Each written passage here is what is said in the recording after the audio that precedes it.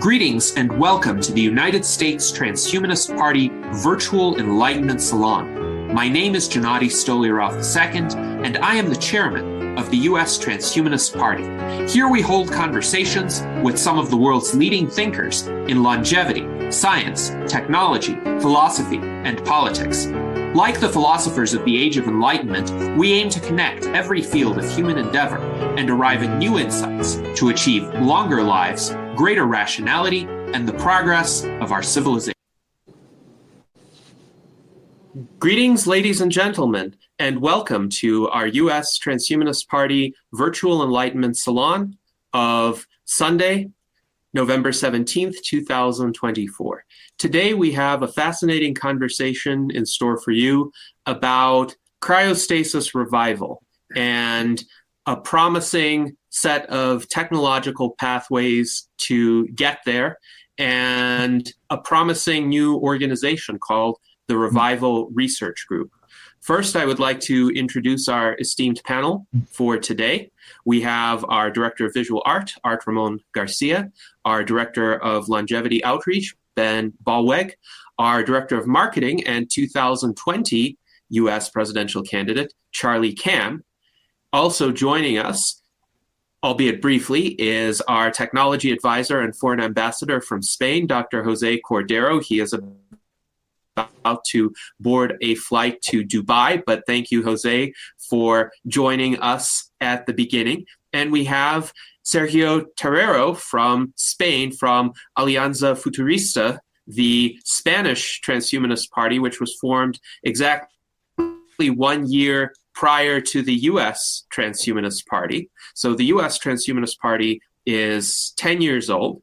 Alianza Futurista is 11 years old. And today, November 17th, is actually the 8th anniversary of my becoming the chairman of the U.S. Transhumanist Party. So we have a lot of recent milestones in the history of the transhumanist movement, and we shall continue along these lines to promote emerging technologies and promote ways in which we can achieve indefinite longevity in our lifetimes. But for those who need to go into cryonic suspension, obviously it's important to investigate ways in which they could be revived in the future and hopefully accelerate the arrival of that time. So we are joined today by Alex Crouch, who is the founder of the Revival Research Group.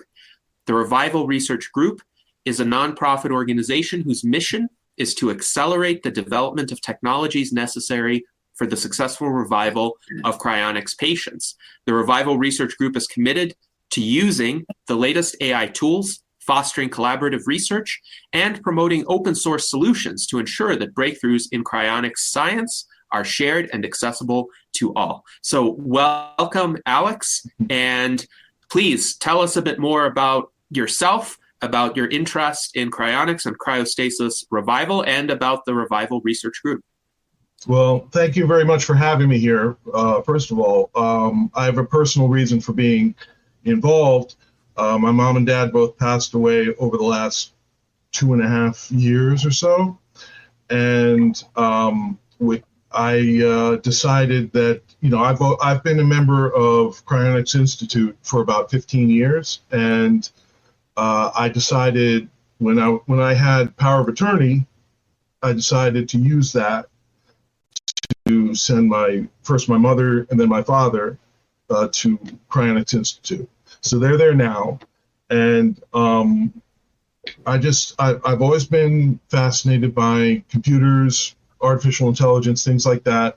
Not very knowledgeable about it, but I like to practice using it a lot. I do a lot of AI, just practicing using it and finding out what it can do and how to make it better, And I thought maybe we could use the AI to go ahead and just plot a course to revival itself. No matter how ambitious it might be, we're not going to look at it like there's anything impossible. We're just going to pretend like eventually we're going to end up being able to do anything we want pretty much anyway, as long as physics doesn't prevent it. So that's what I wanted to do. I wanted to use the existing language models to do what they do best, which is to predict things, predict ideas, and to merge them and fuse them. So the language models are especially talented at creating bridges between conceptual ideas that humans would find very difficult to do. So I thought, okay, let's build that bridge to see where we are along the path to revival. And it turns out we're actually proceeding at a pretty good pace already. And at least that's what the AI believes, given the training data I've given it. Yes, thank you very much for that explanation. And as I understand it, the Revival Research Group has developed a tech tree on its website. I can share what the tech tree looks like here, and also it is possible for our viewers to access the tech tree by going to the website of the Revival Research Group. Here it is, www.revivalresearchgroup.org/tech-tree.html. So could you tell us a bit more about the tech tree, how it was created, what categories it provides for, and how the level of advancement in each category, the percentages that are shown here, was determined? Okay, it all has to do with the central large language model that I'm training for specifically this purpose, to create this tech tree and then find ways to break bottlenecks, within it.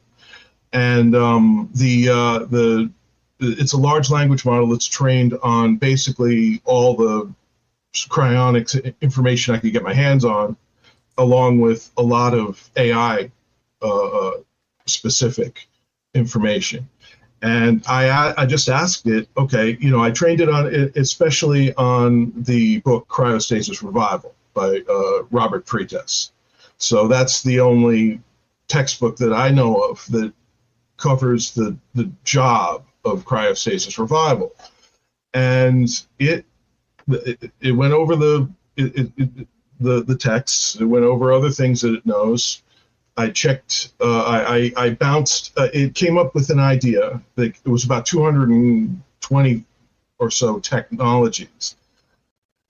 I gave it to a more advanced AI, which was able to cut it down to about 115. So that's what we have now. And it categorized them in different areas of study, areas of research. For example, nanotechnology or simulation or advanced biology. And there's about 7 or 8 different categories.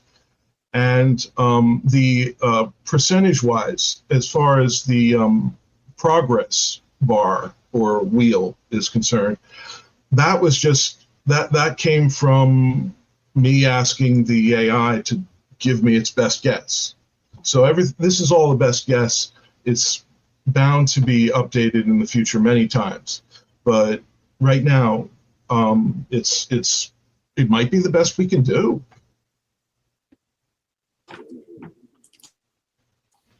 Interesting. So I see a wide range of percentages here that show some partial advancement. For instance, here, synthetic biology, the AI suggests we are 5% of the way there. Molecular dynamics simulation, it suggests that we're 25% of the way there. But there's one category that stands out here, and that's basic biomaterials. The AI suggests we're 100% of the way there. And here you can click on this category and see essentially what is involved with this technology. And let's see what the AI says for biomaterials. It's described as fundamental technologies and methods for developing materials that interact seamlessly with biological systems, laying the groundwork for advanced biomaterial applications. So could you perhaps let us know why you think the AI believes in this particular category 100% of the goal has been attained?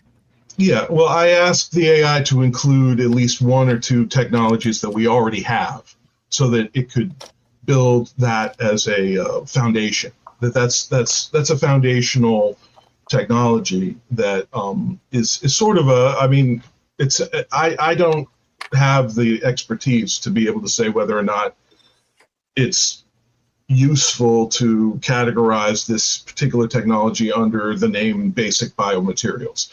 But that's what the language model felt like doing after it was trained on all this cryonics and biology and nanotechnology information that I sort of force-fed it, you know. And I'm sort of at a point where I know my limitations as far as my technical knowledge.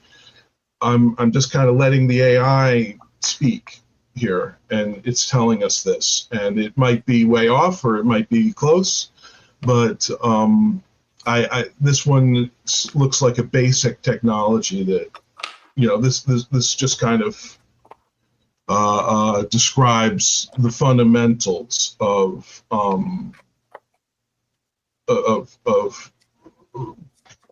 building biological structures, I guess you'd say.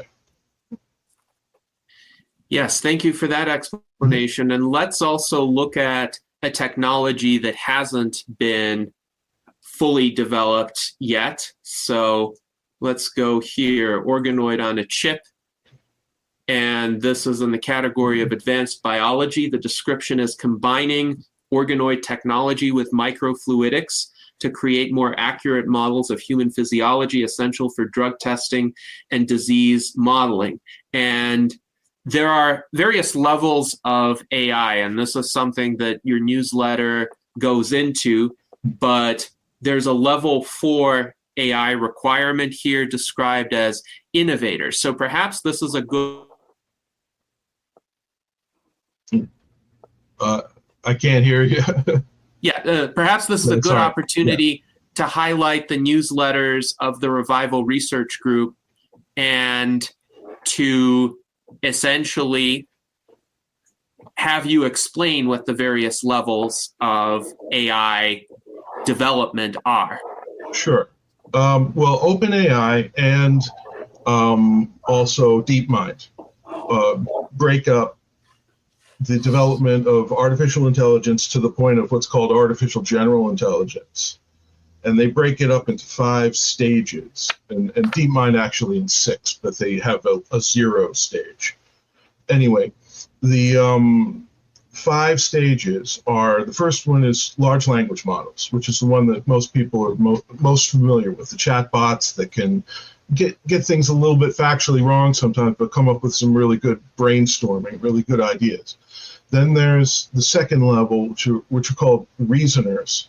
And OpenAI just came up with one that does a pretty good job of that. So there's like a proof of concept of level 2 that's available, and it's called the O1. It's the GPT O1 preview or the O1 mini.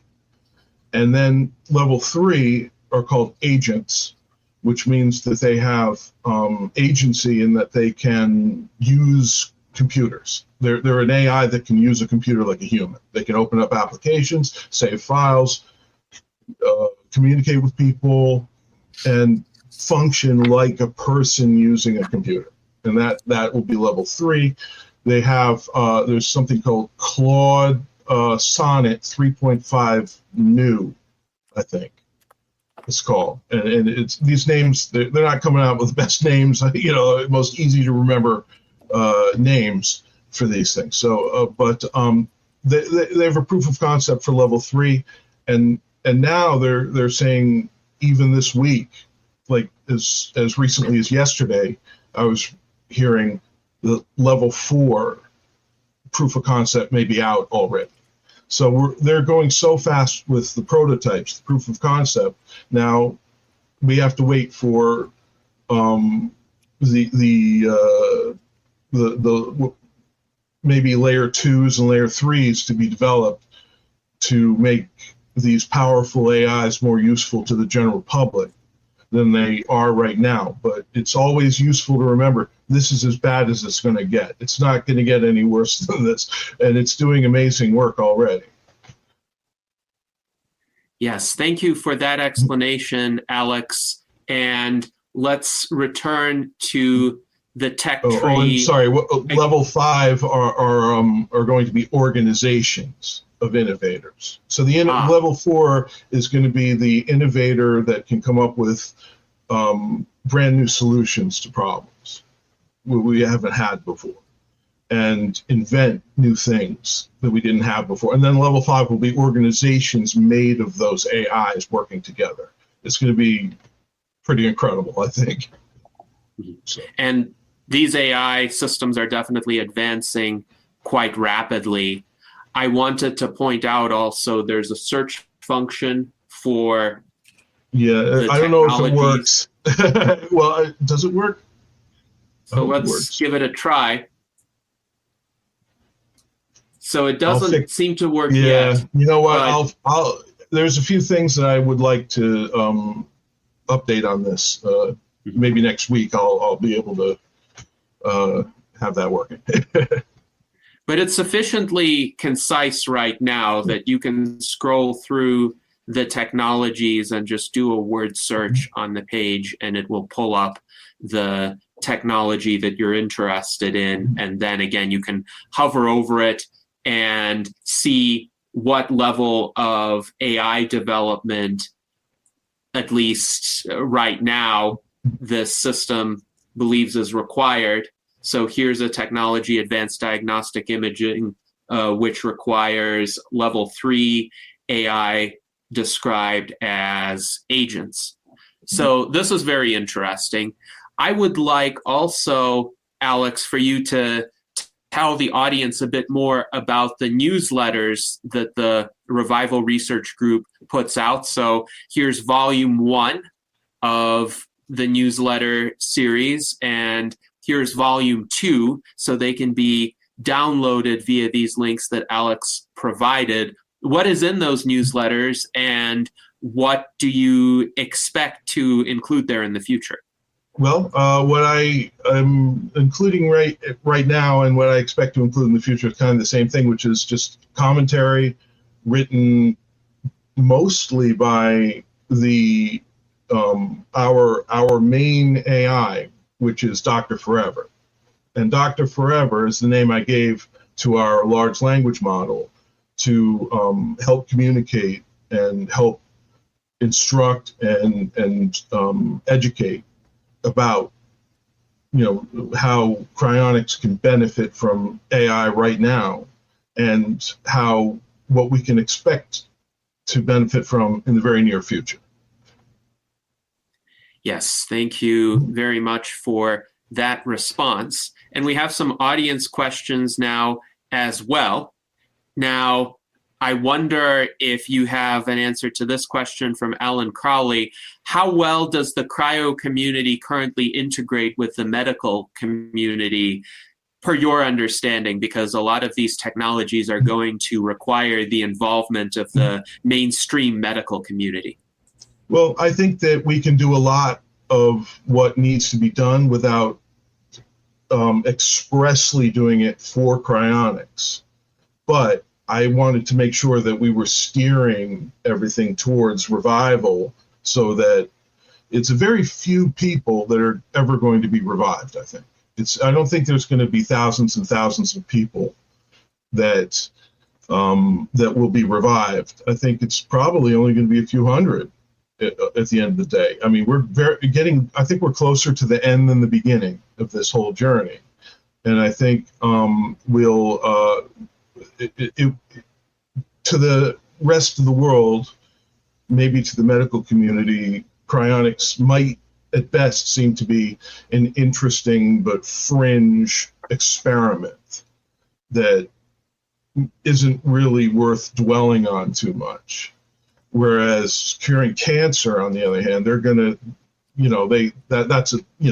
that's something that's going to have to happen before we get to revival, so we can get most of the way there, I think. Also, there's efforts to preserve and bank organs, and when we can do that, I think we'll be very close to reviving full-bodied, animals and humans.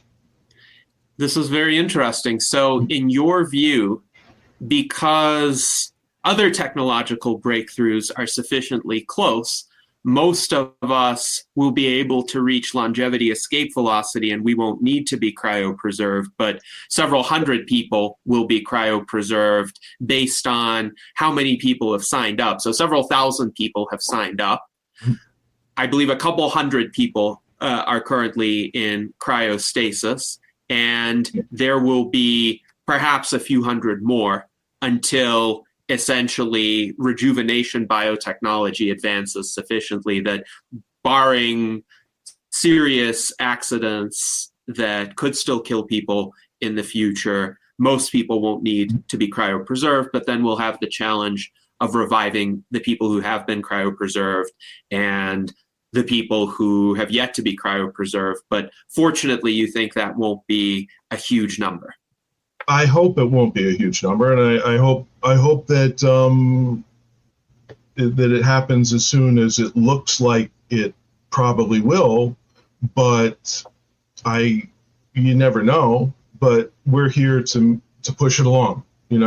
That's what we're here to do. So yes, we want to help that. And that is a worthy goal. Now, Alan Crowley also wonders, how do we sign up for the current newsletters?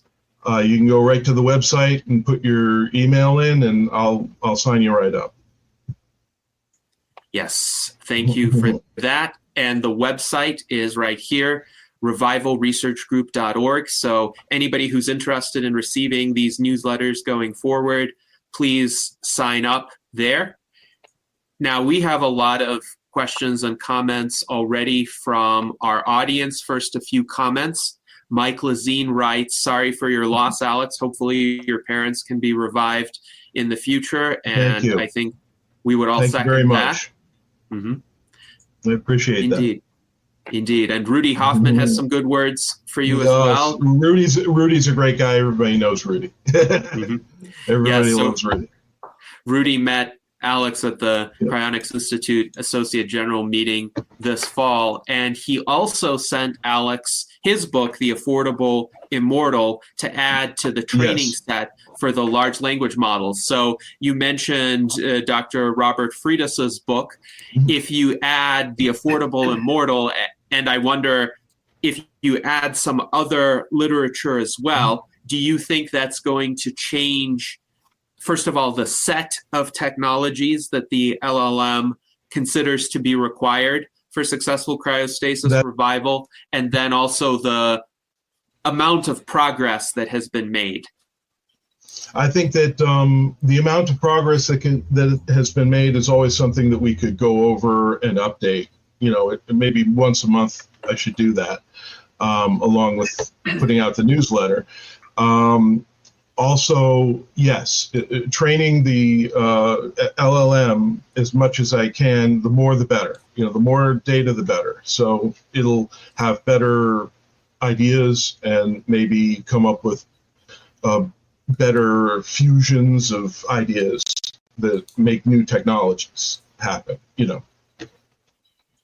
Yes, indeed. And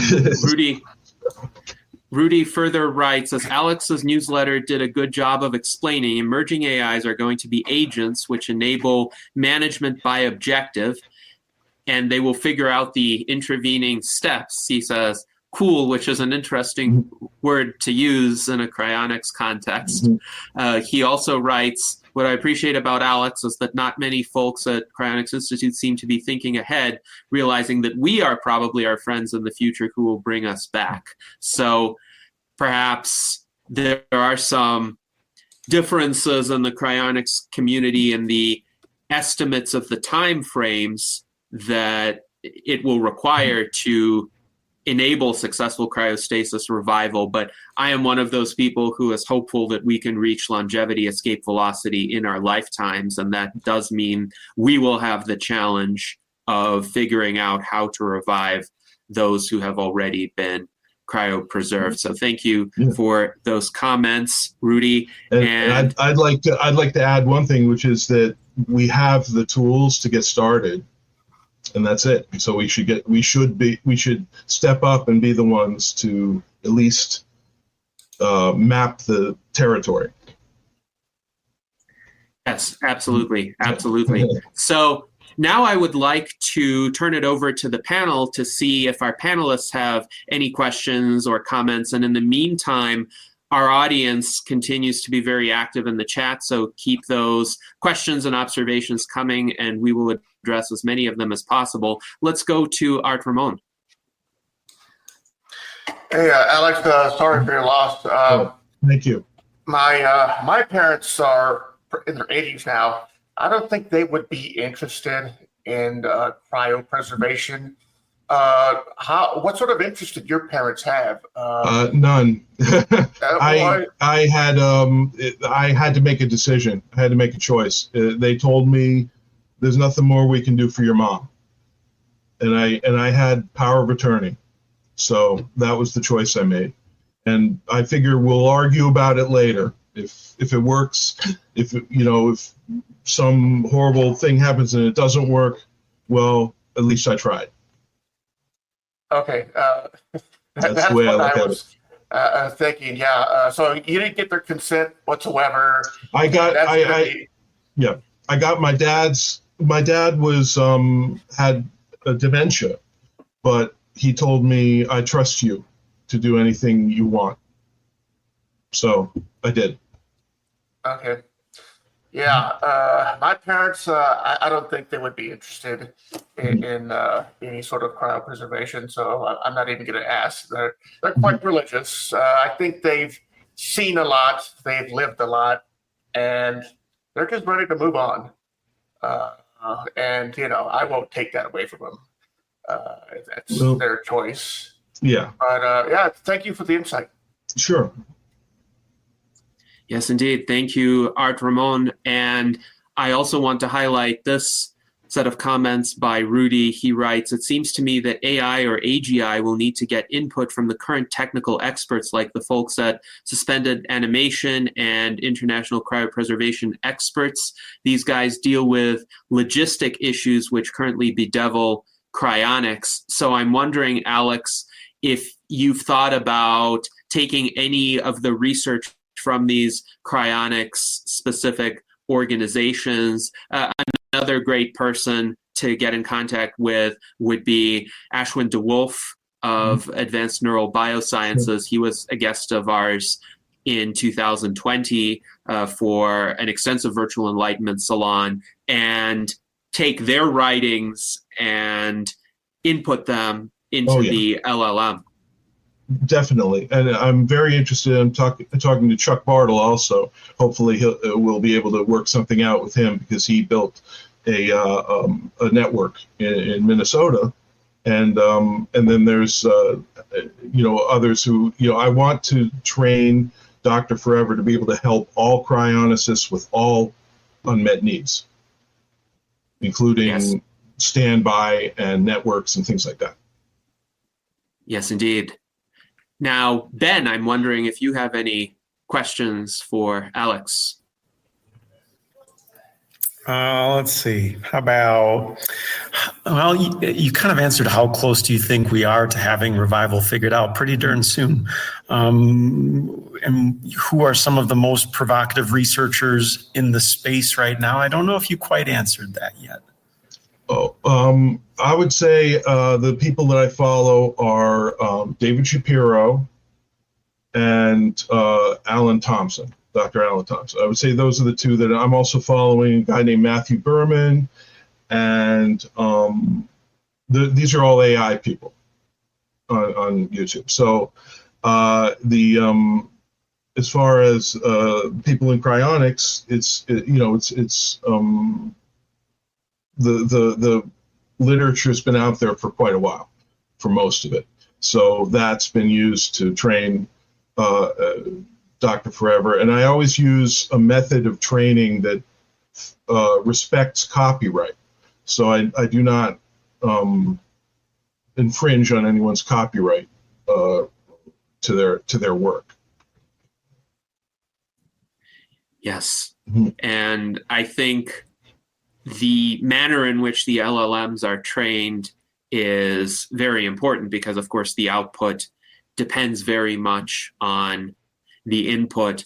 But the more writings by experts, people who are on the cutting edge of researching these technologies you can include, the more accurate the results of the LLMs will be. As you mentioned, the level 1 AIs essentially are best in assisting with the integration of the information that's currently out there. They can't quite formulate original insights, but they can essentially enable us to process this information to a much greater extent, much more efficiently than we would have been able to on our own, since nobody has the time to read the entirety of that literature unless they're already a specialist in the field. But how do the rest of us get access? So that's important to keep in mind. And hopefully the subsequent levels of AI will be made available in the not too distant future. When do you think Revival Research Group would have access to, say, a level 2 AI? Oh, well, we already do if you count O1. We all do. You know, we all could use O1 if you have an account with OpenAI, you can use GPT O1, either preview or mini. And but the level 2 is useful for certain things, but I really think that the large language model is more useful now than a prototype of level 2 is. I think that if you train it enough, it becomes a very very insightful partner coming up with ideas for things. So, and that's really where we're at. When level 2 becomes better, then it will be more helpful for research itself to actually do the research and actually advance the technologies, the progress bar and the technology. And then when level 3 comes out, obviously it'll be able to do a lot more work.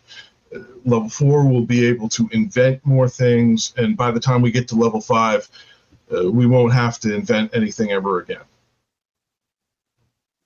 Very interesting. I do think the future is going to be one of human AI collaboration. Even with super intelligent AI, there will be some insights that humans will be uniquely capable of providing just because our brains are structured differently from the AIs. And sometimes it takes a bit of thinking, a bit of discernment to figure out exactly what our human-specific advantages are. Sometimes they may actually be counterintuitive, so they may not be what we expected them to be. But I think even with the most powerful AIs, with artificial superintelligences, we humans will still have a role and a way to contribute alongside these AIs. But definitely the rate of progress would be accelerated tremendously. So we have a comment from Sergio Terrero. And Sergio, you may want to elaborate on this if you wish. He writes, I do think that once revival works, even if we've achieved robust rejuvenation, many, many people will sign up for cryopreservation just in case they have accidents. So do you foresee essentially a market in cryopreservation services that people will see as a backup option, even if they're able to rejuvenate their bodies indefinitely? Are you asking me or? Oh, yeah. Okay. Yeah. Oh, yes. I think that cryonics is not going to be over necessarily. I'm just saying that as far as there's, I really think there probably will only be several hundred cryonics patients even in existence when we get to that point. But yeah, I do think that even if it works, we're going to want that backup. And I agree with Max Moore when he says make cryonics your plan A. You always, I'm crazy bullish on this technology, the AI technology, but I could be wrong, and you could get some terrible news from the doctor tomorrow. I don't know. You got to be ready. You got to have that cryonics contract in order. There's no substitute for that.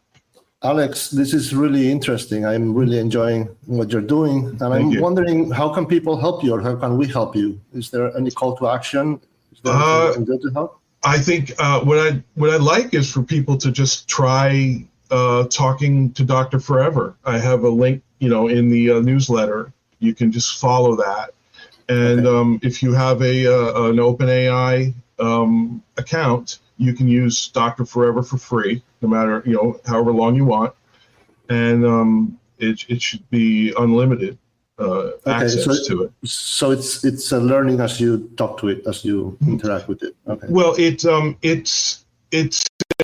chatbot that's been trained on cryonics and on cryostasis revival and artificial intelligence, and you can just sit down and interview it the same way you're interviewing me, and you'll probably get a lot more data, a lot more information than I'm able to give you. So, but would you say is it learning while you're talking to it?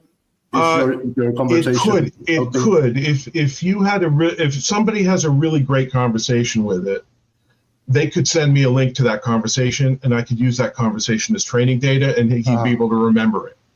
Okay, that's the only way to do it. That's a good plan. Mm-hmm. Good. Very interesting. So please check out the website. Again, it's revivalresearchgroup.org, and let Alex know if you have any interesting or particularly insightful interactions with Dr. Forever. And we have Charlie Cam joining us once again. Welcome, Charlie. If you're ready, feel free to ask a question of Alex. Let's see. Are you able to hear me or no? Yes, we can hear you. Okay. Yeah, I don't know what happened. The signal cut out. Alex, thanks for what you're doing. It's really commendable, and I'm Thank you. Sorry to hear about your parents. Thank you. I did want to comment about that, though. I've been a member of cryonics for over 20 years, and I've known other people that are in it, and I've known some people that have been cryopreserved. And I know that for me, when I hear that someone that's passed away, obviously I'm saddened by that. Mm-hmm. But I've been so focused on cryonics that my first question when I hear that is, were they cryopreserved? Yeah. 99.9% of the time, the answer is no. But on that rare occasion, when it is somebody I usually know in this community, I hear that they were, like our friend David Kekich, many of you know him, or Bernie Brown, who passed away recently. Okay. When I hear that they were cryopreserved, an interesting feeling overcomes me, and I wonder if you feel this a little bit, where I don't, like the burden of death or that sadness or that overwhelming feeling you get when you lose a loved one is slightly different. I don't know if lightened is the right word, but you know what I mean. And maybe you don't, but I do know. Yeah, I definitely do. Now there's a hopefulness, right? Mm-hmm. For sure. The hope exists now. It didn't exist. It wouldn't exist if you just dealt with death the same way that everyone else does. We to preserve, and the hope has very good reasoning behind it, and it's very intelligent, actually. And I don't know why more people don't do it. It certainly did relieve so much of the guilt. The grief and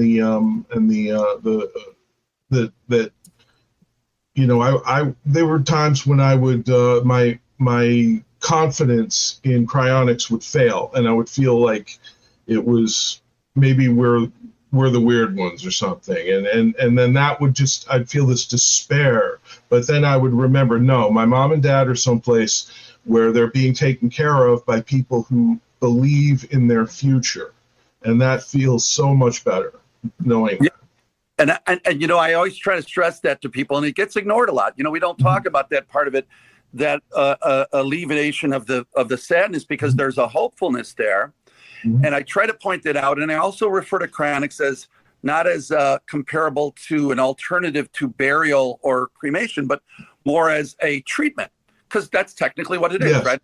It's the final treatment. When the cancer treatment doesn't work, and they say, well, there's nothing left. It shouldn't be like, well, when you die, we're going to cryopreserve you. It should be said, hey, we got one more treatment. What is it? You don't even get into cryonics. Just say, well, we're going to cool you down a bit, and then we're going to develop a way to repair you. I mean, if you explain this, people start to say like, oh, okay, I'll take that. Almost everybody that I do it when I talk that way, they do. Right. So the idea of calling it a treatment, as I think, is part of what we need to start to really put forward as far as the marketing of it goes, because I think, sadly, we're living in a time where cryonics has been available since 1967, technically, if you want to consider James Bedford as the first one. And so we're 50 years we've had this. And with regard to how many, there's about 500 people that are currently cryopreserved in the United States, and about another 100 around the world. That's only 600 people in 50 years that are actually cryopreserved. And I want to push back a little bit. I know you were saying that you think that probably there won't be many more than that are revived, because we might get the longevity, escape velocity. Now, people like Aubrey de Grey, who are kind of right at the tip of longevity, escape velocity. I mean, that's even the name of his new organization. His prediction that we achieve that won't. It's still at least 5, 7, 10 years, 15 years. I mean, he's given different predictions about it.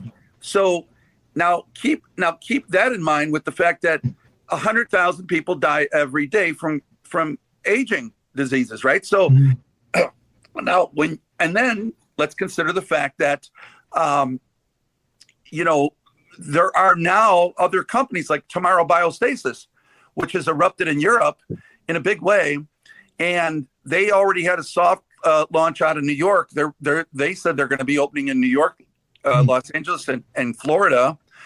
And so I think, and they have great marketing. I think as we progress as a society, we progress with the advent of these exponential growths, like what we see with large language models, which is overwhelming everybody. I mean, everybody's amazed by that, right? And when you couple that with the idea that everybody's accepting that technology is growing rapidly, and that marketing that's coming from Tomorrow Biostasis and other companies that are going to follow them, I think there's going to be a lot more people signing up, and with, look, what you did for your parents, incredible, beautiful, wonderful. And I think there's going to be a lot of people in that position where they're going to say, like, wait a minute, they're either going to convince their parents or grandparents, young people that are going to be much more acceptable and adaptable to this exponential growth technology, and they're going to convince them, or they're just going to have power of attorney and they're going to do it because it makes sense, because they're going to see, oh yeah, look at all this technology, look. And there are really brilliant people now. This isn't fringy anymore. Ray Kurzweil signed up with cryonics. His mentor, Marvin Minsky, is currently cryopreserved. These are brilliant. Look, the guy, I don't know if he's still on our call, Jose Cordero, also came from MIT. He's a member of it. People that are, some of these billionaires, Peter Thiel, whether you like his politics or not, the guy's successful, and he's signed up. So there's a lot of brilliant people that are members of this. So I think what I believe is there's going to be a huge tipping point of a lot of people that are signing up, and then they're going to be old people that are dying. It might, we won't even have the capacity right now to fulfill all of them. I mean, if 100,000 people die in one day, my God, even 1% of that, we don't have we don't handle that, right? So, well, maybe we can use the AI to learn from the successful marketing efforts, and then it can learn how to market cryonics better. Oh, I think definitely. You're absolutely right about that. I think the bottleneck of this is going to be where do we store everybody? I mean, we don't have that facility. Even right now, for example, Bill and they were talking about that new cryonics place what a timeshare, timeshare. Timeship. Right? Timeship. I'm sorry. Yeah, thank you. So timeship in Texas that they're talking about, where it could probably hold about 10,000 people. But again, 100,000 people die every day. If this thing, if cryonics really does get into the mainstream's, zeitgeist, and everybody says, "Hey, let's do this," we need more spaces for this. And by the way, the money's going to have to come. Yeah, I'm all for it too. And the money's going to have to come from some of these deep pockets that are out there, like Peter Thiel. He could afford to put a whole bunch of people in cryostasis if he wants. So, I always think about these billionaires that are letting themselves just expire at the end of their lives, like Charlie Munger or somebody like that. It's like, he could have bought all the entire cryonics community with a change in the cushions of his couch, and he died.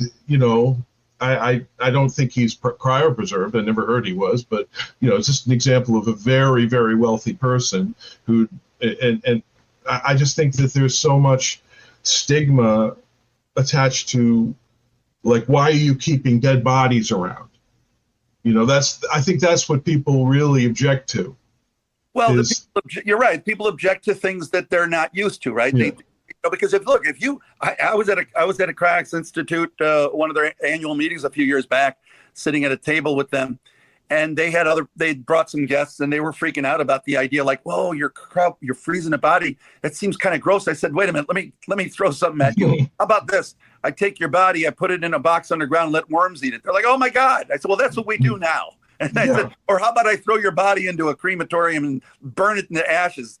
Oh, they don't like that when you start to sound it out. Yeah, it doesn't seem to be. Sounds better. It does, and I don't know why people don't accept it more. I really don't. I asked the AI, and it told me, well, maybe people don't like it when you're interrupting something they consider to be natural. I've heard that too. But if you look statistically at what's gone on over the centuries, actually, burial was always the case. Everybody said burial is what you do, right? That was the go-to thing. And it wasn't in the 60s when cremation, not only the price point came down, it was cheaper than burials. And then everybody said, well, hey, maybe burials isn't the thing, maybe that isn't the best tradition, because, like it or hate it, we're a capitalist world, and we look for the things that's the cheapest. So, interestingly and coincidentally, cremation came around in the 60s in a big way, right at the same time when cryonics did, except imagine the scenario where it's 1967 or 68 or whatever it is. Cryonics just occurred with Bedford, so we have it as an option. And you go to somebody and say, "Hey, listen, Grandpa's about to die. We can bury him underground. He'll be eaten by worms. He's never coming back." And they're like, "Oh my God, that's terrible." Or, "Hey, we could put him in a crematorium, and we'll put in cremation. We'll burn him to death. He'll be in ashes, and it'll be gone forever. You want that?" It's like, "Oh my God, that's terrible." Or we could put him in a cryonics, and maybe with science as it grows, we might be able to bring him back and give him a brand new body and be healthy. Everybody would have said, "Oh my God, yeah, I want that. I'll take that. I want that one for Grandpa." I said, "Okay, great. That'll be $50,000. Like, Grandpa lived a good life, Right. The sad thing is, we're so hung up on money over life that we will choose. People will say things like, "Well, because look," and by the way, had cryonics been the cheapest of the three, or at least equivalent, everybody would have taken, and cryonics would be on that thing. Because right now, because cremation is the cheapest, that has now surpassed burials as the option that everybody goes to. They went for the cheapest. They didn't go for the sentimental or the best. It's always about money. So if we can bring the price down on cryonics, and I know that people say, "Well, you buy an insurance policy," but that's still, not. They still hear the price tag, like Elcor's 200,000 or even Tomorrow by. That's why Cryonics Institute still great with at 35,000 approximately. That's a great thing, but it still sounds like too much for people that can get a cremation for $1,000 or something. So we're in a strange situation where, it's about values, it's about human value, and people picking the cheaper one when there's a chance. And by the way, the chance for being alive and being revival, being a thing that's going to happen. All you got to do is talk to somebody like Ray Kurzweil. The reason that he signed up, because he and anybody that thinks the way he does can understand that, the exponential growth of technology, of AI, is such that there will definitely be a way to revive people. Because look, once you're cryopreserved, you're suspended in time. So your time stops still. But, what doesn't stand still, of course, is the growth of AI, the exponential growth. So you've got all that future technology, whether it's 10 years, 50 years, 20 years, the singularity is only 20 years away. So if you get all that technology, of course, we're going to be able to revive people. We're going to bring back, even in a straight freeze, if they didn't have cryoprotectant back in the 60s, because we think now, unfortunately, we're very time centric, the way we think about technology. We say like, oh, but look, it's water damage. Look, I'm going to tell you something. That sounds bad. But let's fast forward about 50 to 100 years. You think that's going to be a problem with the kind of technology? And by the way, I don't think it's going to take 50 or 100 years. Not when you're in exponential growth. 100 years of technology flies by in 10 minutes by the singularity. So look, I get passionate about it because I think it's an important subject that gets so neglected, and so many loved ones are dying left and right when this option's been out there. And that is sad, but I do think there's going to be a tip coming. Anyway. Yeah, and I thank you for that, because I think I agree with everything you said, and it's great to communicate with people who believe the same way and who can see clearly what the obvious choice is when confronted with death. This is the obvious. We're making the obvious right choice. Other people, we just have to hope that they will come around to agreeing with us in time for themselves. Well, what I did for my family, like you had the power of attorney, that's fantastic. And I hope a lot of people can get to that point where they can do that. Yeah. What I was doing for my living family that were my siblings, they didn't understand the stuff that I'm involved in.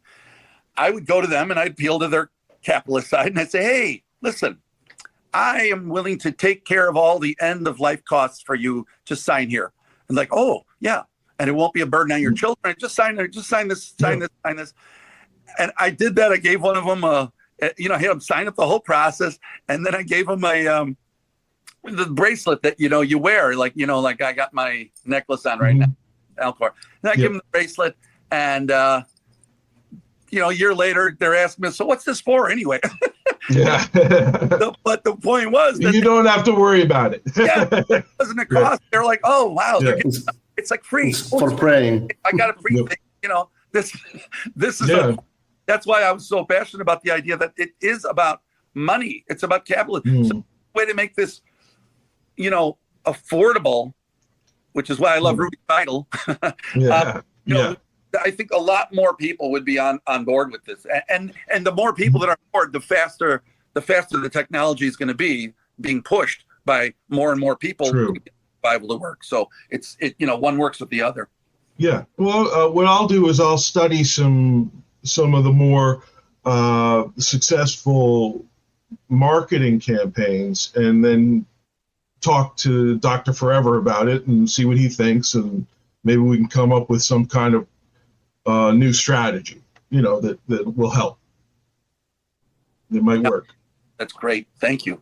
Mm-hmm. Yes, indeed. And this was an excellent conversation. Mike Lazine writes, Charlie is right on point. We need to get the costs way down for cryonics because the cost is forcing out many people who are poor or on a fixed income. So these people, according to Mike, are very price sensitive. So if they have to make a decision for their loved one and they don't have the ability to pay a few tens of thousands of dollars more, they're going to go with the cheaper option like cremation or even burial if they really want to give their loved one something that they consider to be, let's say, honoring their loved one.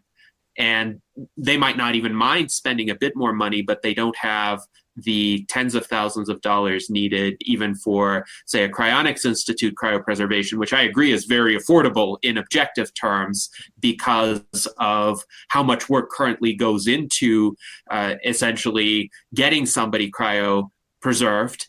So Cryonics Institute, in terms of being a low-cost option, is very reasonable for what you're getting, but still not everybody can afford that level of service. Rudy points out many, but not everyone can do cryo.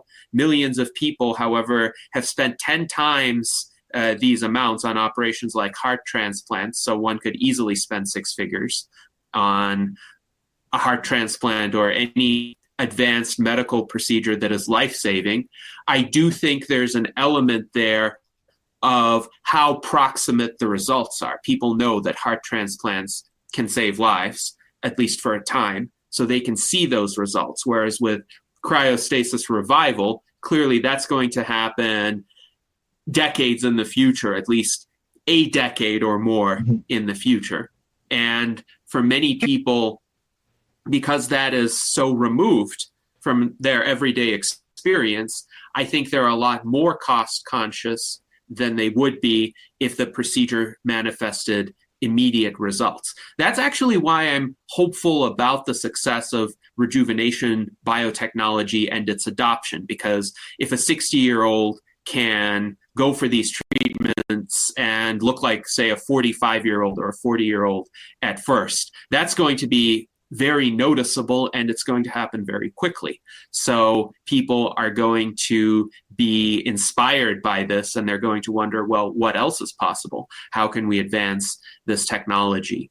So there has been a very interesting discussion happening in the chat.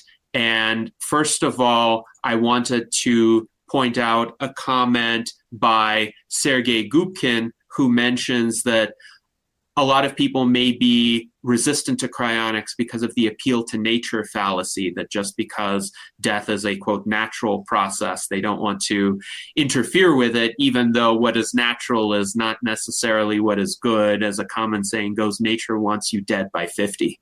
And if you think about it, most people will have some sort of significant medical emergency in their 50s or even before their 50s that would have killed them in the wild without the medical wonders, really, that we have access to. Though they are quite insufficient, they have made it possible for most people to survive these kinds of crises and live into their 70s, 80s, 90s.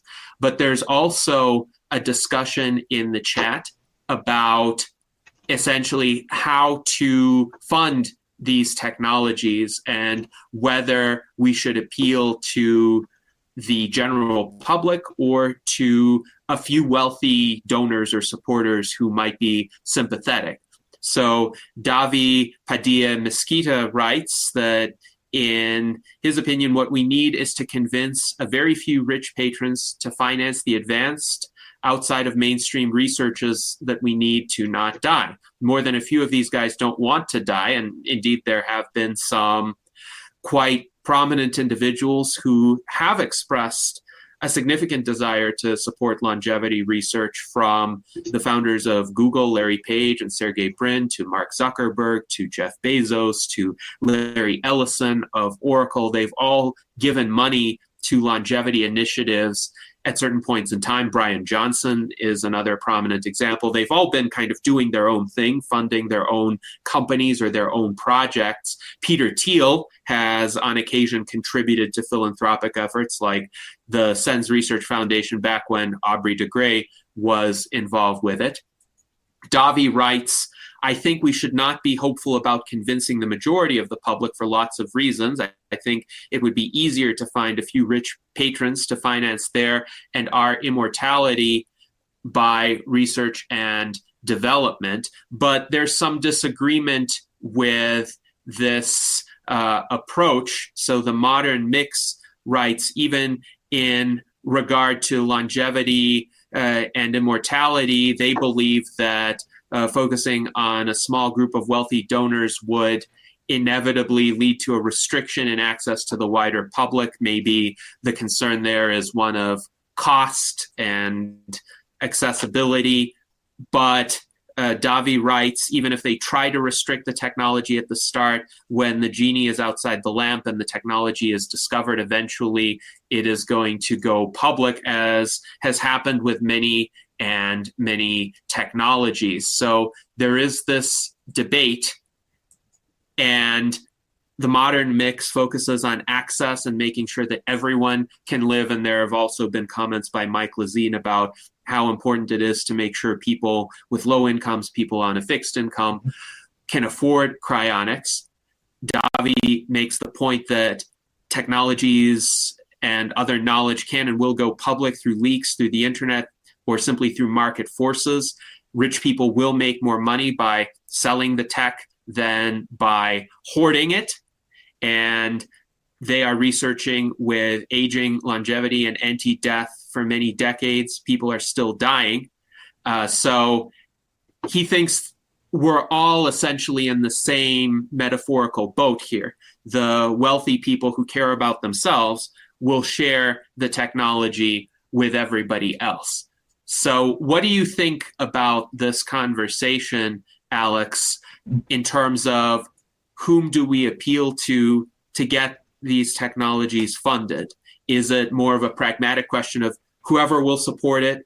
Or is there, you think, one particular source that we should prioritize? I think that if you know people who have a lot of money to invest, definitely go where the money is. Hopefully they'll help us out. They can help a lot more. You can help a lot more people out that way with going for the wealthier donors, because it's the same reason I think, like car companies, when they first start out, they got to make luxury cars first, because they get the profits from luxury cars go into developing an economy car that will make money for them. And maybe we can have a strategy that's sort of the same way. We get funding from like-minded people who do have deep pockets, and then and especially famous people, because social proof works too. You can tell people, hey, this guy, that you admire, he does this, he's into this, and they'll get into it maybe. So it's I think leverage social proof and go for the money, and also just reach out to friends who get you. Like if you have friends who understand, even if they haven't made the commitment themselves yet for cryopreservation in their own case, if there's anybody in your life who kind of gets you or understands what you're talking about when you talk about this stuff, that's kind of rare. So those people, you want to keep them engaged in the conversation as well. Yes, indeed. So I would tend to agree that any sort of source that could help with funding this research is worthwhile to pursue. It doesn't have to be only wealthy individuals, and it could be done through a collaborative approach.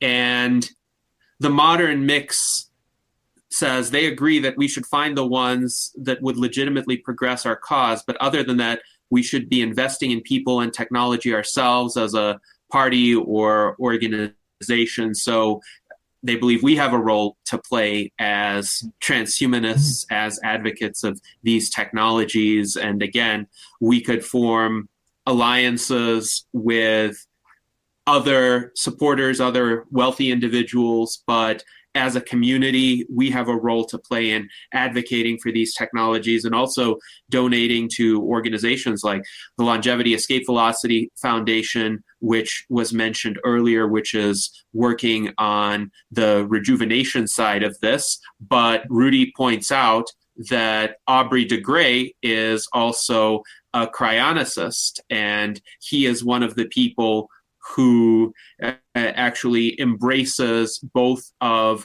these approaches. He recognizes that cryonics is an important backstop, in effect, and it should be pursued simultaneously with efforts at rejuvenation. So great conversation here. And there was also a comment by Sergio who writes, Elon should have set up 100th of what purchasing X cost him toward research in cryonics and a little more than that in life extension. Sadly, he is not yet a life extensionist. And yes, we did talk in prior salons about the issues with some of the comments that Elon has made over the years on this. Davi writes, Elon is a guy we should try to contact and convince. With his money and power, we can advance a lot. So one question that we have been thinking about is how can we shift Elon's perspective on these issues? All I can say at present is stay tuned. But this is something we're taking seriously. I know Peter Diamandis kind of debates him from time to time about longevity. So I know that too. Mm-hmm. I've seen that happen.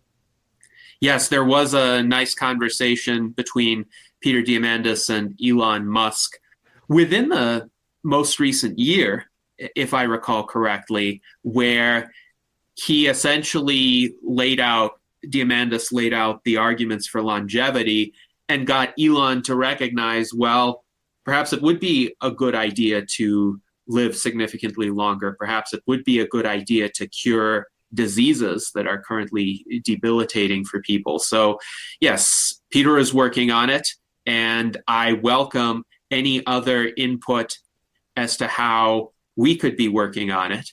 Now, speaking of popularity and acceptance, Daniel Tweed points out, why are mummies so popular but not cryonics? If you think about it, the ancient Egyptians, of course, were pre-scientific, but they developed this very systematic theology, this very rigorous view of what happens in the afterlife and what needs to be done to preserve a body in preparation for it. Now, they made some fundamental mistakes, like they thought the brain was completely useless, for instance, and they got rid of it. So, unfortunately, those mummified individuals could not be revived in the future, at least not by any technique that would achieve the kind of cryostasis revival that we're discussing.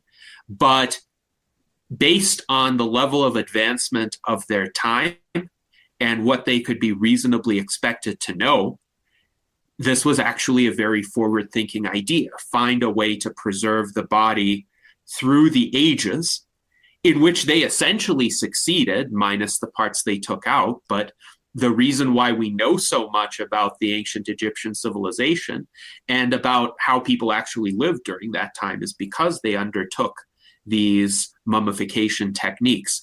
So I'm curious about your opinion, Alex. Why do you think mummification is generally popular? Not that people get themselves mummified these days, other than Lenin, but why do people generally have a positive reception to that idea, but they wouldn't think necessarily in their majority that cryopreservation is for them, or a similar type of preservation approach? I don't know. The subject of mummies is really, really interesting, and it's why they did it and what were they really thinking about when they did it, and how much do we really know about ancient cultures? I don't think we know that much about them compared to what we think we know. So whatever they were trying to do, I think it was similar to what we're trying to do. And if there's some way to say, hey, all we're doing is the same as what ancient Egyptians were doing with mummies, well, maybe that would work. I don't know. But I think it's interesting to talk about in any case. Yes, indeed. Absolutely. And there have just been so many fascinating comments in the chat right now. One area that was mentioned early on was with regard to cryostasis revival for deep space trips. Mike Lazine raised this. He notes there are still problems that need to be worked out for this, but he's referring to some popular portrayals of this technology in films like Avatar, Aliens, Lost in Space is another classic example. And with those kinds of films, generally people don't see it as particularly controversial or unpalatable. I think because death is not really a factor. So you go into this chamber, you just essentially sleep for a long time, but it feels like an instant, and you wake up on the other side and your life continues. But to some extent, that might actually be a bit more challenging to achieve than the kind of cryostasis revival where current cryopreservation techniques, of course, do significant damage, and we need to figure out a way to undo the damage. We need to figure out a way to undo the harms of the disease or aging-related condition that killed the person in the first place. But right now, if somebody goes into cryopreservation, there's no expectation that that will be a pristine cryopreservation, whereas with something like this, of course, you would want that person to remain completely intact. But what do you think about the possibility of deploying the kind of AI-driven approach that you mentioned to research something like this, suspended animation that doesn't involve death at any stage? Right. I don't see any problem with that. I mean, I wouldn't predict that there would be a problem doing this. I think that it can be done. The development of level 4 AIs will be able to give us targeted strategies for things like this that are way beyond us right now. Yes, indeed. Yes, indeed. And I would say this could spark some interest among the general public as well, if they knew that this was also an area where cryonics research is being advanced.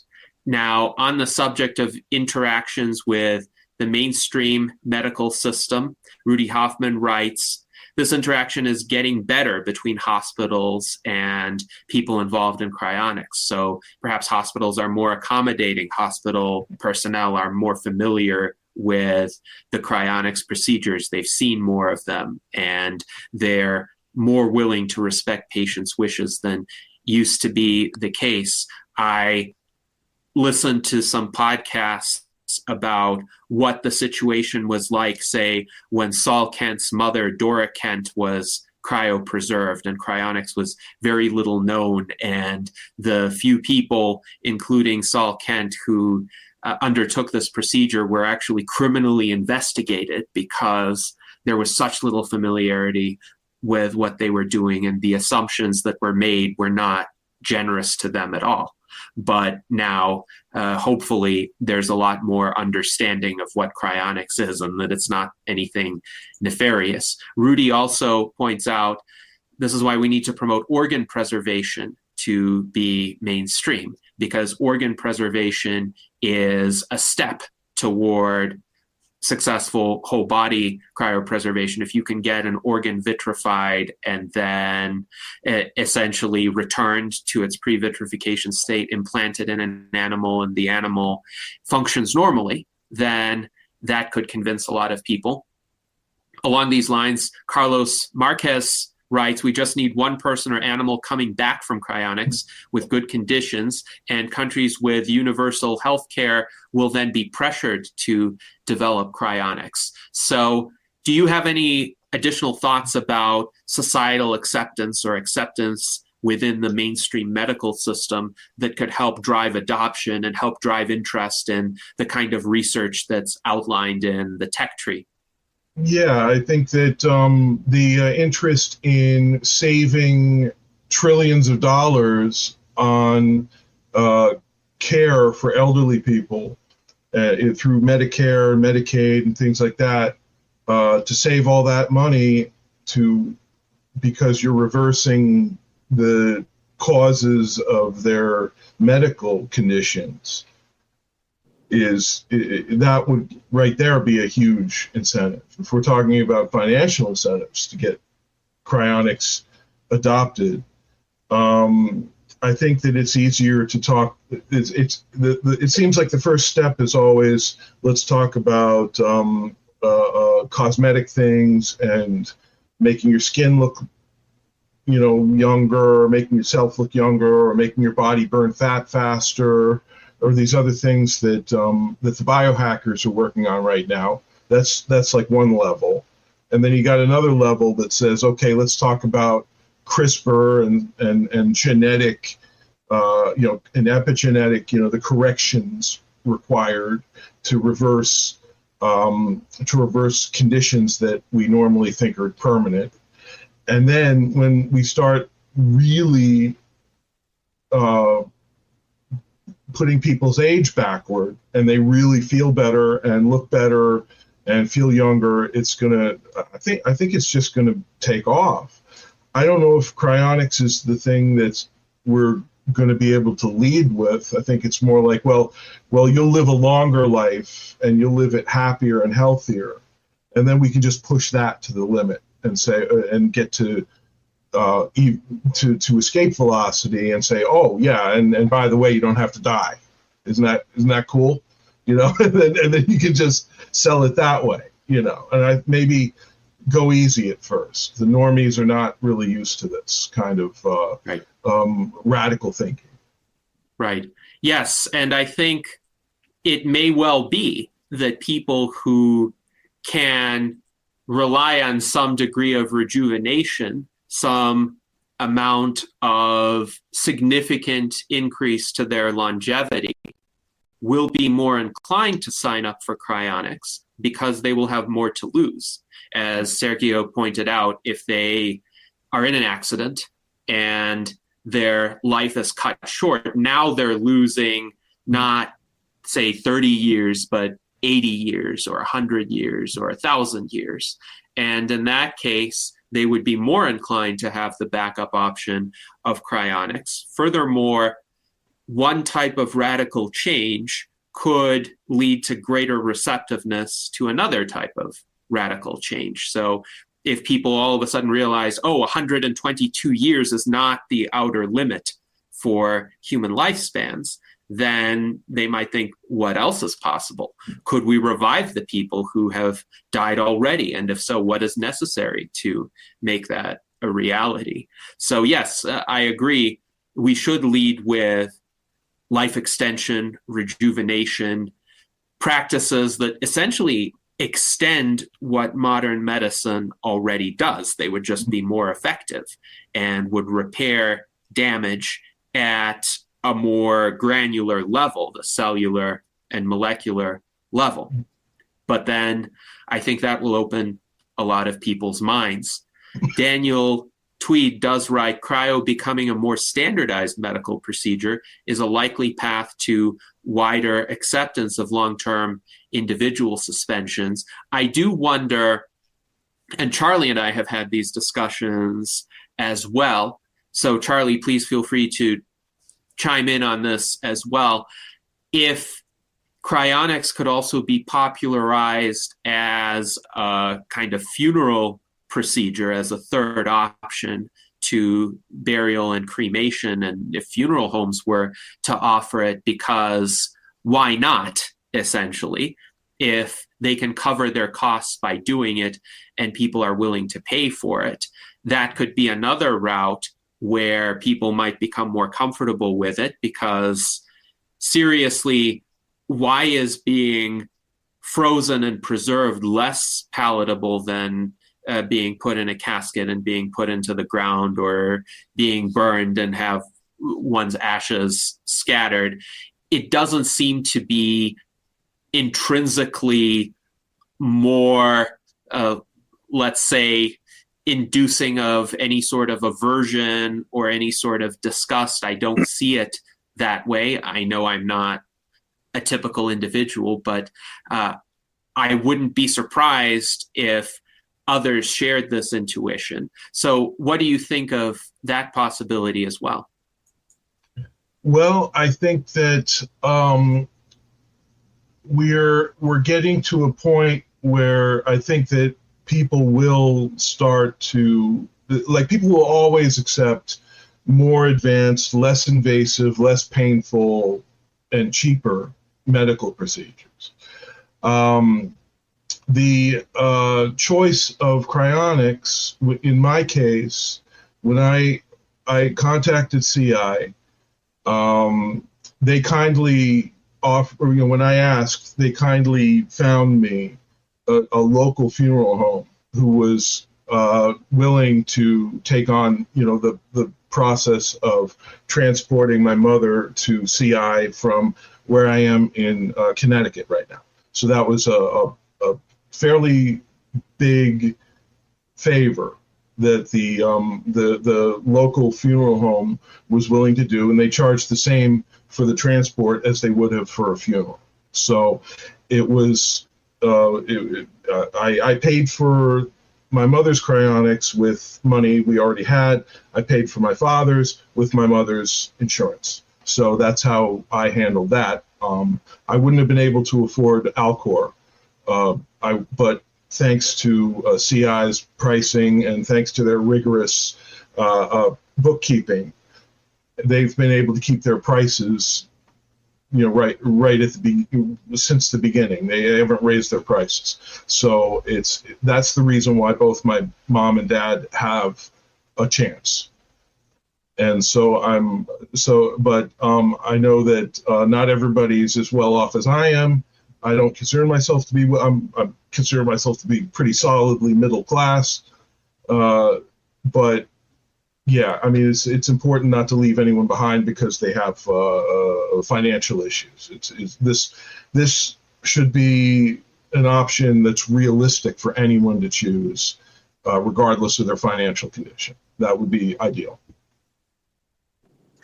Yes, indeed. Now, Charlie, do you have any thoughts to add to this conversation since we've had these kinds of discussions before? Yeah, a couple of things I'd mention. First, we were talking about Musk earlier, or why can't we get Musk? Let's not forget the second richest guy, Bezos. He has put a lot of money into life extension, so he might be somebody that would be more likely to get involved in cryonics. With regard to the what you mentioned, Gennady, about working with funeral homes, which we did have those discussions, and I think that's a really great way to open up the whole concept of cryonics to the general public, because those can be combined, and funeral homes would be incentivized if they were going to make money from it. And one of the ways that this ties into cryonics and Institute and Alcor and any of these organizations that cryopreserves, the price point for example, at Alcor, if you want to have whole body preservation, it's around $200,000. Of course, everybody gets insurance unless you got a lot of money. But if you want to just do a neuropreservation, which is just your brain, well, that's about $80,000 there. The reason Alcor is much more expensive than Cryonics Institute is because they also provide transport if you should happen to need it. So if you have a heart attack at home, Cryonics Institute's not going to come out and get you, but Alcor will, because that's part of what your payment plan is involved in. But I still love the fact that, Cryonics Institute is an option at a much lower cost. However, here we are talking about the goriness or the grossness of cryonics being, compared to something like burials or cremation. One of the reasons Cryonics Institute doesn't offer neuropreservation is because they were concerned when they first started back years ago that it would turn too many people off that we're just going to chop off your head and freeze it. So they didn't want to have any kind of weird decapitation thing. They said, well, we're just going to do whole body preservation. But if they were willing to start doing neuropreservations, that would even cut the cost down below the 30,000 threshold. So, this whole idea of it feeling queasy or uneasy, it has to be overcome, because if they can do a cryopreservation of a whole body at $30-something thousand, and we know that it would be much cheaper for just the neuropreservation, then that's something that really needs to be considered and pushed so that it could be affordable for the masses, for the people that can't necessarily afford a big check that comes due or whatever. So that's just something to consider. But I mean, because look, the people that are getting it, the majority of people that are getting cryopreserved, they are elderly people, and they usually have bodies that have withered away. So why, it's more of a sentimental reason. Like, well, I'm going to keep my body because it's my body. It's like, look, in the future, we're going to have brand new bodies, whether they're cloned or robotic. So it's just more practical and cost effective to just do neuropreservation at this point, especially if we have that flood of, thousands of people wanting to sign up, but we don't have any place to put all those bodies. Well, if there's a sudden flood of customers, then it's going to become an industry. It's going to become a business. Obviously, there will be prices will go down all across the board. If it suddenly takes off like that, I'm sure there will be plenty of options, whether or not you choose the neuro option or not. I've heard things where memory could be stored in other parts of the body besides the brain. So I say, if it's all the same to you, keep the body, because why be in a hurry to get rid of it?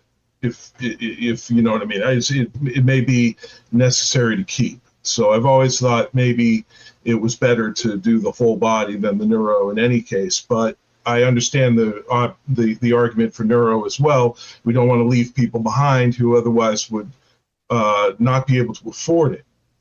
So I think that when we get once it works, everyone's going to want it, and it's going to become extremely cheap.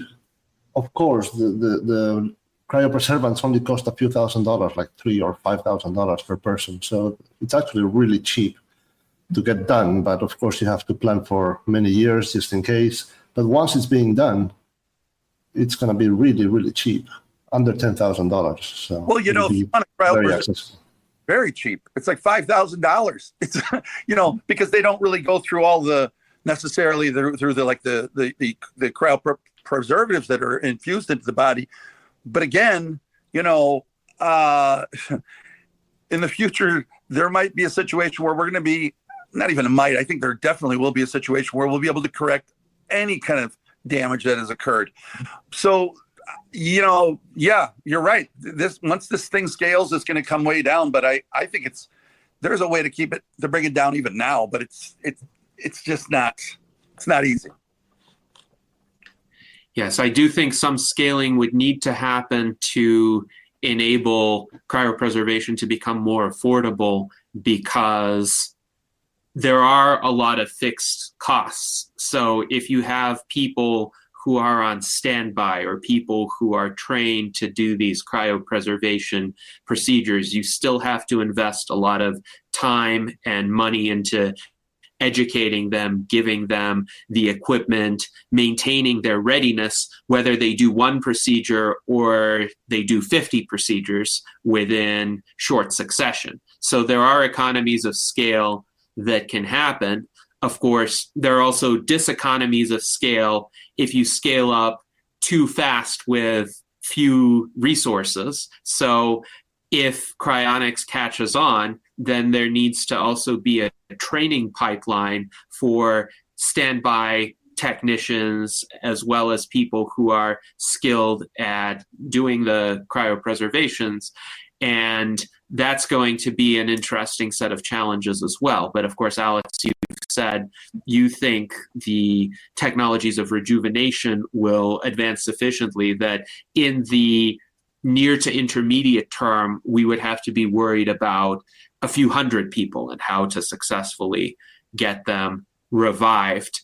Now, in terms of whole body versus neuropreservation, I think a lot of people who have watched many of our salons on cryonics know that I am in favor of whole body cryopreservation. And I spoke about this to a greater extent at the Cryonics Summit, the Global Cryonics Summit in Miami this July. I think there is a question about whether the brain contains the entirety of one's identity or one's I-ness, given how we perceive the world. We perceive the world through our sensory organs, and we have a peripheral nervous system that extends to all of our limbs, to our skin. and we sense the world through that, I don't know what it's like to sense the world as a disembodied brain. So even if it's still possible to have a continuity of the self, what I call the I-ness, one's distinctive vantage point upon the world with a brain-only preservation, I think the chances are greater that the experience would be comparable if you have a whole body cryopreservation. So that is what I've opted for. I understand the cost argument for neuropreservation. I also understand the PR implications. And it's interesting because Ashwin DeWolf talked about that. For whatever reason, people are fine with whole body cryopreservation, at least from a kind of intuitive or immediate reaction. And they're somewhat fine with brain-only cryopreservation because, say, Einstein's brain was preserved for purposes of scientific research, and most people don't really have a problem with that. They're not fine with preservation of the head, including the brain. And that's more of kind of a cultural aesthetic reaction than it is a logical reaction. But it is nonetheless a perception that we would have to contend with. Mike Lazine writes that he agrees with me, your brain is needed to keep your I-ness, and your body is needed as well to go along with your brain, because your body includes your face and looks, etc. And yes, to some extent, those could be reconstructed. I recognize the counter argument as well, but I think there's a better chance of there being a continuity if that reconstruction is incremental rather than just discarding the old and replacing it with something new. But that is a discussion that I think will continue throughout various salons that we're going to have on the subject of cryonics. I wanted to also ask Ben if you have any other questions, because I know you always come up with thoughtful questions for our guests. I suppose I also wanted to ask how you consider your efforts, how they will help promote the viability of cryonics in general. Well, I was originally just thinking about reaching out to the cryonics community itself to sort of just share latest information about how AIs can be helpful to research and understanding of cryonics and cryostasis revival, but to a limited group. So I don't know if I've really thought about turning the RRG into something that promotes cryonics in general, but we can certainly teach the AI how to do that. And it's certainly not outside of the realm of possibility to do, in fact, it'd be easy to train our LLM, Dr. Forever, to be able to come up with lots of different outreach campaigns for whatever you would want. Yes, indeed. Thank you for that answer. And in terms of the future of the Revival Research Group, what do you foresee in terms of its development? So you have the newsletters, you have the e-zine as well, which people should take a look at. There's the welcome issue #1. So my assumption is you're going to be putting out these publications regularly. You're going to be improving the AI, hopefully utilizing increasingly higher levels of the large language models. What else do you foresee the Revival Research Group doing? It could, at the end of the day, become what's called a DAO, or a decentralized autonomous organization. And what that is it's something that exists on a blockchain, where it works like cryptocurrencies work, except that it's something else. It's a network that has at its core, at its center, an advanced version of the AI that we have right now, and to surround it with the agents that it needs to do to be able to help with any research that might come up on the way to revival. So and to have that available for use for anyone who's doing good work and advancing our knowledge of where we, and getting us closer to revival. Anyone who's doing that, that's what I really like to do, is help them out. So it would be an organization. Yes. It would be building that level 5 AI on a blockchain, and it would be a decentralized autonomous organization that just runs itself and finds new ways to help the researchers that are involved currently. And we're talking about problems in the cryonics community. We don't have enough people doing this. We don't have enough people doing that. And it's like, well, soon we're going to have AIs that will do the work of 3 or 4 people each, and we can make quite a few of those. So I think we'll be able to automate a lot of things that were getting in our way before, that we just couldn't get done. Yes, and certainly with automation, we can multiply the productive abilities of each of us, even if we do have a personnel shortage within the transhumanist movement more generally. I can attest to that. And in every area of research, advocacy, community building, we need more people. But using these tools could lighten the load for each of us as individuals and help us to scale, help us to reach some of those additional people as well. So speaking of DAOs, decentralized autonomous organizations, we held a salon recently with our friend Kai Micah Mills, who is the founder of CryoDAO. And CryoDAO was also mentioned in our chat by Boris Robel. And he points out that right now, a lot of the funding that happens is through BRLS, which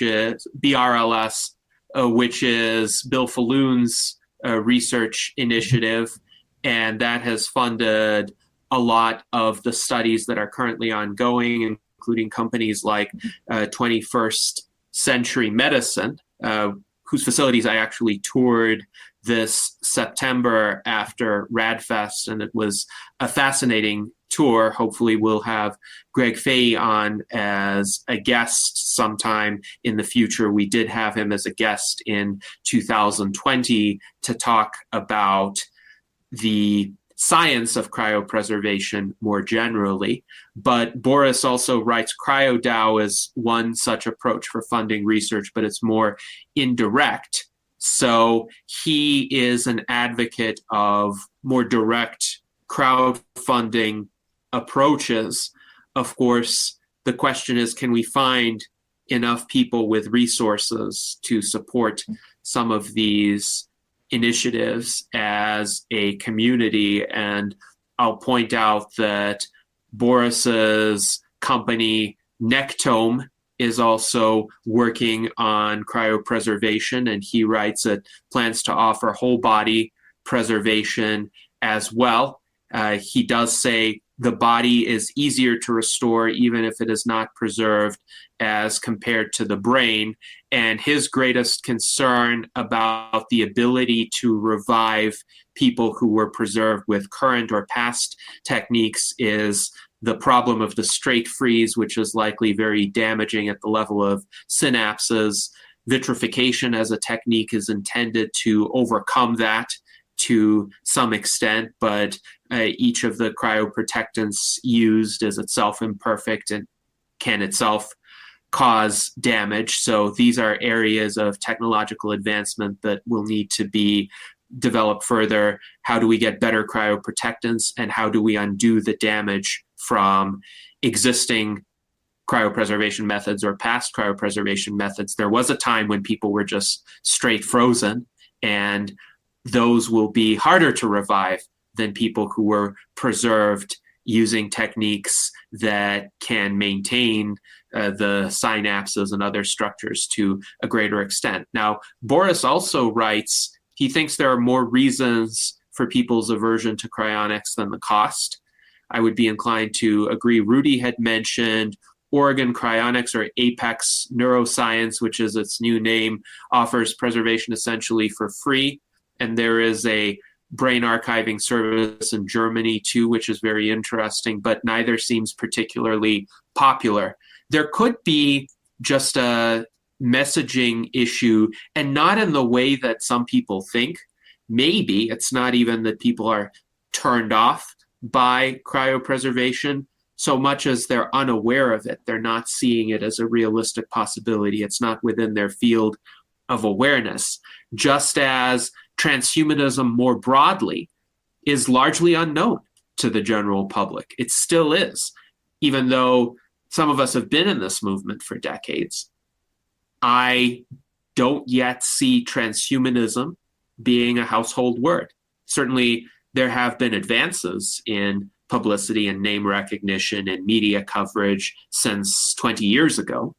But nonetheless, for most people, normies as they have been characterized, this is still outside of their universe of discourse. So what are your thoughts on this, Alex? Is there a way to get these ideas more recognized in the mainstream, not even in terms of acceptance, but in terms of awareness of their existence? It seems that a lot of people know about science fiction portrayals of, say, suspended animation. Lost in Space, again, comes up as an example, but they're not so much aware of efforts to actually bring this into reality. Well, I think social proof, again, is a powerful lever to use.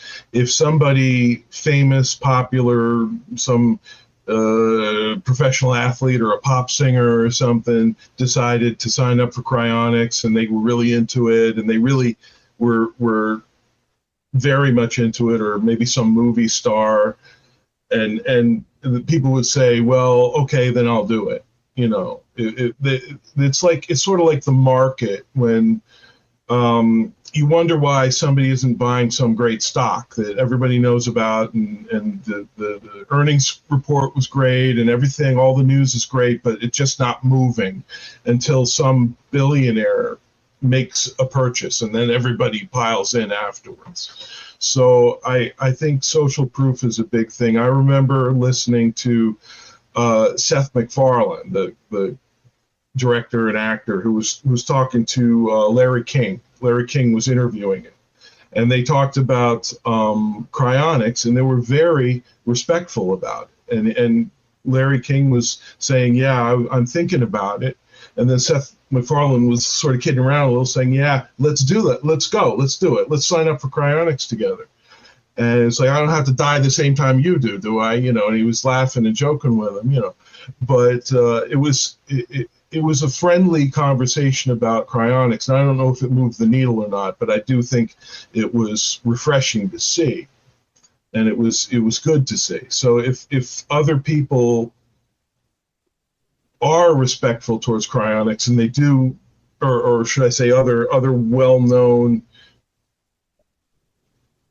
you know, cultural icon, if some cultural icon were to say, yeah, I'm doing this, then maybe a lot more people would do it. But I think reach out to the people who listen to you, reach out to the people who have a natural curiosity about it. Maybe we can only help one or two or three other people. That would be great if each one of us could help one or two other people make the decision to get their cryonics, you know, in order. And I don't know what else we can do. We're putting a lot of pressure on ourselves to undo a problem that most of humanity really doesn't like cryonics very much, and we're kind of trying to figure out what the problem is. So I don't know, but hopefully somebody with some cultural influence can embrace cryonics before it's too late. Yes, and there have been over the years people with some significant degree of clout who have favorably covered cryonics. Larry King, whom you mentioned, is one example. I don't think he ultimately got cryopreserved, but he was seriously considering it. Of course, Ted Williams did get cryopreserved. There was a bit of controversy associated with that, but he is a famous figure who was receptive to the idea. Mike Lazine writes, Alex makes good points, we would need someone famous to break the glass ceiling to make cryonics less fringy or not believable or doable. So yes, hopefully additional support, additional endorsement from celebrities or other people of stature could be achieved. So we have about 9 minutes left in our salon today. I wanted to give as many of our panelists as possible the opportunity to ask some final questions or make some final comments. So let's go to Art Ramon. Yeah, not so much a question, but just telling you what, I'm 53 right now, or I'll be turning 53 at the end of this month. And I'm getting close to the point where I'm thinking of doing several surgeries to extend this body. And cryopreservation is one of those ideas.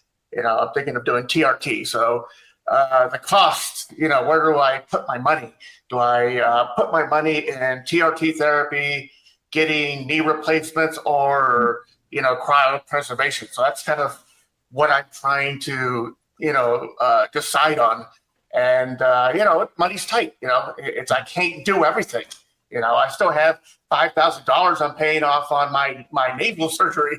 So I don't have unlimited funds. So, but, when I get to, I think 55, I think that's when I start to be making some decisions on, especially the TRT, I think. So, yeah, I'll be thinking about it. I'm like in Tucson. I'm an hour away from, Scottsdale. So that's probably where I'll go, is to Alcor, because it's just they're close. And I'll probably do full body. I don't want to just the head.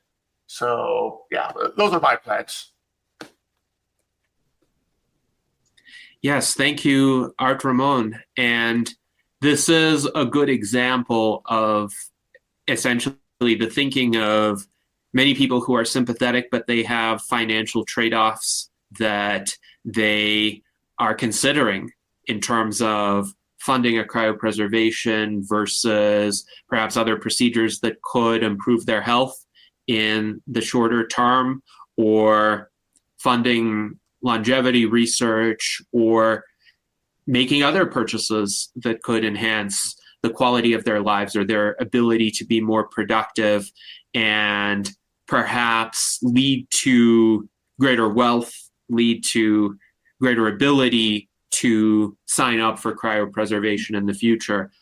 All that I would say is this is very much an individual decision, and it's dependent on specific circumstances, where one is in one's own life, how many resources one has, what are absolutely necessary goals to achieve in the nearer term future, and could some of those goals make cryopreservation more attainable for that individual going forward? So all important questions for each person to think about. I'm wondering if Charlie has some final remarks or questions. Yeah, sure. Our situation is tough, because, it's, you got choices like you're pointing out, Gennady, and you only have so many funds to choose from to do what you have to do. I know that Cryonics Institute in some cases will consider, alternative payment type things, whether it's stocks, bonds, a house or something. You say, well, here's what I can give you if I die. Can you do it? But those are lots of details that we can't get into here. I would address the talk about celebrities. I think that's always a good idea for any product, right? That's why celebrities get paid to come out and endorse products all the time. But with regard to cryonics, you would have to be, it would require the right type of celebrity. I guarantee if Larry King, I'm sorry, if Larry King did it, people would say, well, but Larry King's a little bit, a little eccentric, and if it was, let's say, even somebody as popular as Kim Kardashian, if she went out and did cryonics, they'd say, well, but it's Kim, she's flaky. They'd have opinions, prejudicial and not even valid because, who's to say who's smart and who isn't, but the images that come with it would be a problem if it's not a good one. So, if someone really, I don't know who, you'd have to think about that. Somebody that's got a great reputation in Hollywood or has a great following and then said, this is a brilliant thing, I'm going to do it. Then that would bring, I think, that would be more powerful, as far as getting followers and getting an influence. Although, I mean, any celebrity would bring attention to it. So anyway, that's the last thing I want to say. And I want to thank you, Alex, for time. Well, thank you for being here. Thank you. Charlie, do you know if William Shatner ever signed up for cryonics? To my knowledge, I'm not aware of whether he has or hasn't. It would be amazing to me if he hasn't, considering all the exposure he's had to everybody, including my conference, but in everybody. I mean, even in the films, right? Spock was cryopreserved and Leonard Nimoy didn't get cryopreserved. So, I mean, who knows? But sadly, I don't know the answer to that. We should ask him. Yeah. Yes. Yeah, maybe I'll try to get the question over to him and see. I haven't talked to him in a while. So when I spoke with him in late February of 2024, my impression is that he had not signed up for cryopreservation as of that time. Now, he's 93, getting close to 94 now, and he has been in good health for much of his life. He said until his mid-80s, he really didn't need to see the doctor. He had a riding accident when he was 91, and he, I think, broke his arm at that time, and he still has some shoulder problems. So he was at the Biohacker Expo, essentially trying to find some innovative treatments for that. But I had the ability to speak to him with a small group around a table, and I mentioned longevity escape velocity and the time frame, the probabilistic time frame put forth by Aubrey de Grey, and he said, essentially, could it be sooner? Like I saw on his face, he expressed a bit of disappointment that the 50% probability estimate corresponded with a 12 to 15 year time frame given his age. So he might be interested in cryopreservation if he could be convinced that this could enable him to have a chance to benefit from these technologies that are going to emerge in the coming decades, hopefully. And Mike Lazine writes, unfortunately, Charlie is right on point with us needing the right celebrity to do cryonics, but this can be a problem because people have issues with all celebrities for various reasons, so some people might nitpick at one celebrity or another, but it's a worthwhile conversation to have. So we have about a minute left in our salon today, and Alex, I wanted to give you the opportunity to have the last word. What would you like to share with us as we conclude? Okay, well, I think that the road to revival is now in view. It's not perfectly in view. It's not perfectly focused. Our view isn't perfectly focused yet, but we're getting to a point now where we can start to think of ourselves as the beginning of the end of this long road. And I don't know how long the road is to revival, but it will have a lot to do with the development of technologies, artificial intelligence and other automation technologies, along with the infrastructure required to really put that kind of computation to good use. And we're going to take some time to learn how to use AI and take time to appreciate what it's really going to be able to do to multiply our efforts. And it's hard to imagine just how great the contributions are going to be in the near future. So I'd say just keep an eye out, and I'll try to keep everyone updated as much as I can every month in the newsletter. Yes, And, indeed. and this shirt is available as well. I can give you a link if you want to buy it at cost. It's I don't make any money off it. It's just it's printed on demand. It's about $30 for including shipping in the United States. So yes, and we will use the we will link. put that link in the comments for the YouTube video. I will also include it in the chat. But thank you very much, Alex, for joining us today. You have truly outlined some fascinating possibilities for using both current and emerging AI technologies to help us bring the prospect of cryostasis revival to fruition. And I hope that we can all live long and prosper. Thank you, guys.